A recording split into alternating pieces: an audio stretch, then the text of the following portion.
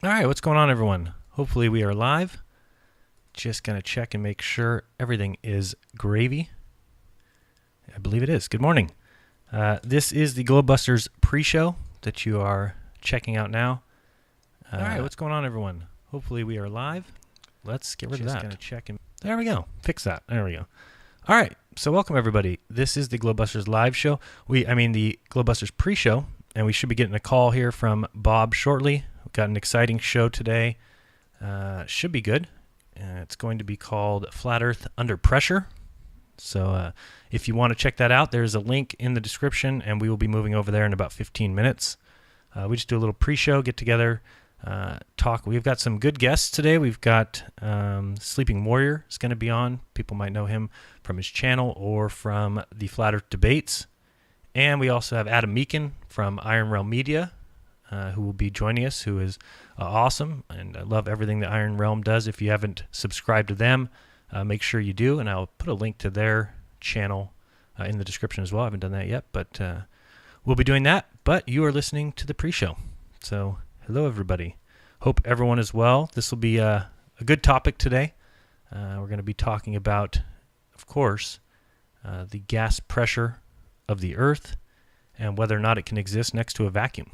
So I'm also joined in-house by Curious Jay. People might know him from the former host of the Flat Earth podcast on current hiatus, and today he's joining me live at my house, but he's got a sore throat and it would be miserable to have him on, and you have to listen to that. So he might be chiming in. We were talking all night last night about this very topic and other topics, and got some good experiment ideas, so we'll bring those up on the show. And let me see if we're getting any call yet. Eru will be joining us as well, as always. And I believe, he's going to join the show a little bit later, I just saw. No problem, Eru, if you're listening to me. And we also have John the Morgile, who will be joining us, hopefully. He also texted me he had some issue this morning, so he might be a little bit late. And, of course, we have Bob, Xanadude60. Let's see. And I believe he's going to join the show. I heard some echo there, but I think I picked up the call. Oh, John is here. What's up, John? Yeah, hey, that was me. Can you hear me? I can hear you great.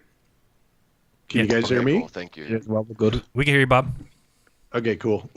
I was beginning to wonder there for a minute. It's like, nobody hears me. What's up, Tony? I'm always a bit nervous when Jeremy's in control. It's scary for me, too. Imagine being me. It's even worse. No pressure. How's everybody? All good, all good. Just finished to hang out with FE Core with regards to the Forced the Line experiment. So I'm just relaxing now. I've got a drink and I'm good to go. Beautiful. And Adam on the call too? Yep, can you hear me? Can hear you great. What's up, Adam? All good, mate, all good. Evening, everyone. Hey. Yep. Hey, Adam. And Eru says he's going to be joining us shortly. He's on his way to the studio. So he's being fashionably late. He's pulling a Patricia Steer. I was going to say, he's always late, isn't he, that guy? He's all right. He's hit and miss. Yeah, for sure.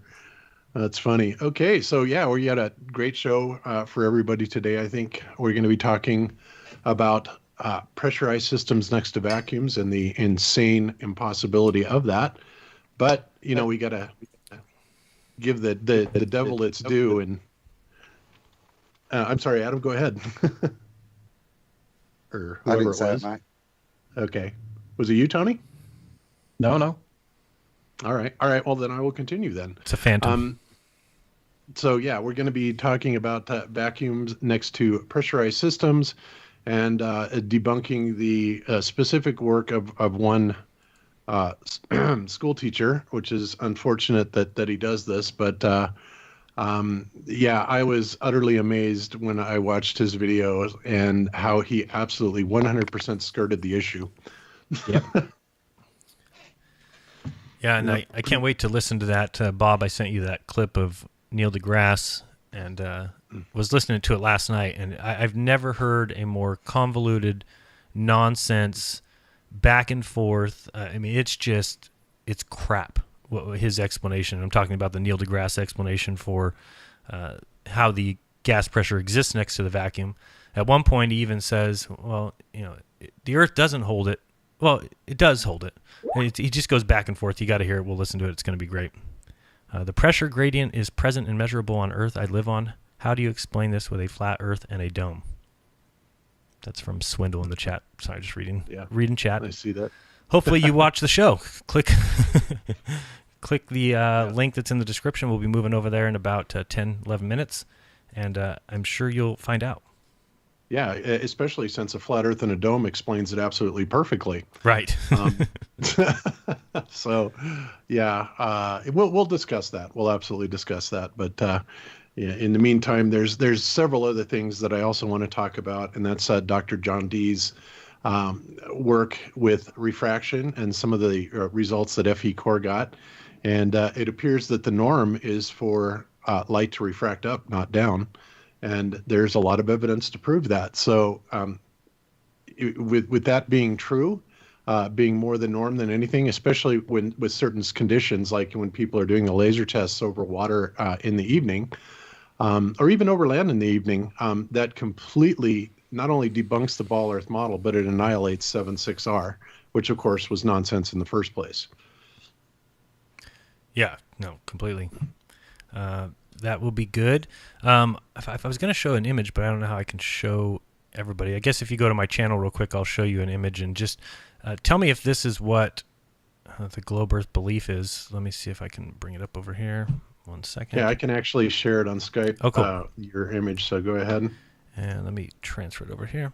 So can you see this diagram here? Oh, maybe I'll turn this on. No, I'm not seeing it on the live feed yet, but okay, it'll be shortly here. There's going to be just a short delay. So start sharing. Okay, so you guys should be seeing my TV monitor. Yes. Yep. Okay, and there it goes. Okay. So on this image here, if we were to fill up each of these little containers, and let's pretend that they're like a fish tank, and in between them, those little trapezoid shape, let's say that that's a trap door, or something that we can press a button and they all open simultaneously. And we put in each one, so at the bottom, let's say we use dry ice, so there would be 90% of an atmosphere in the bottom one, 65% in the next one, and so on and so forth, up to 1%, like it's a gradient. And then we press and then the top is something quite larger than the others, maybe as big as all of them combined, and it's a vacuum. So we create a vacuum here on top, and we've got this gradient of gas pressures going up. And then we press the button and open this trap door for every container. What is the globe belief? That all of that gas will stay because of gravity? Pretty much, yeah. I mean, obviously, they would claim, and I wouldn't blame them in their model to play devil's advocate, that the gravity gradient or the gravity force with that short proximity would not be enough to hold it down, right? So they're saying that it requires the 62 miles of atmosphere, to actually get enough weight to culminate in a 14.7 psi ground pressure to hold it down. Of course, there's a whole lot of problems with that school of thought, but no, in that particular example, Jaron, absolutely, you drop that trap door, everything is going to pop up, all the atmosphere is going to pop up into that top box. Now, there will be a very, very, very, very slight gradient of low pressure to high pressure, simply because of the quote-unquote gravity force that it pulls things down. Sorry, Tony, but Bob, as I get it, what they would claim in that diagram is that the air molecules, whatever they are, wouldn't have sufficient escape velocity to make it to the top box. That's what prevents. Yeah, that's what he did. He converted the gravity argument into energy and potential energy by virtue of the sun. And I thought that was quite intelligent, but I also realized that he needed to create a swerve. And I was like, this is quite intelligent, this guy, what he's done here, because he's completely swerving the main point. Who are you talking about? Baldy cats? It seems to me in order for the gases to stay, it would have to be sufficient volume. So like, I don't know, the best way I can describe it is if you have a lake of water, the surface of the lake is based on a number of things. I mean, barometric pressure and, of course, this downward tendency that you can call gravity. but you know that a ship is going to float on top of the lake.